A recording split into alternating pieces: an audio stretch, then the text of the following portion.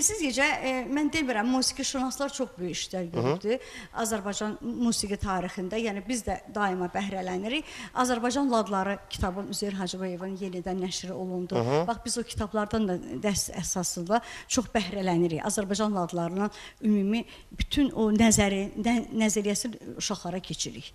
Çünki hər bir musiqi məktəbinin şagirdi Azərbaycan nəzəriyyəsini, Azərbaycan muğamlarını, Azərbaycan ladlarını mütləq bilməlidir. Mütləq bilməlidir, bəli. Çünki bilirsiniz, bu bizim tariximizdir, bu bizim yaddaşımızdır. İrsimizdir, bu bizim irsimizdir. Biz bunu qoruyub saxlamalıyıq və nəsildən nəsilə ötürməliyik.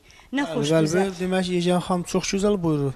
Muğamlar bizim kökümüzdür. Bizim həqiqətən də ana laylamızdır. Bunu bilməlidir. Hər bir müəllim, dərs keçən həm musiqi məktəbində, həm institutda bunu dərs keçən müəllimlər bilməlidir. Yəni, muğamlar, 7 əsas muğamımız var.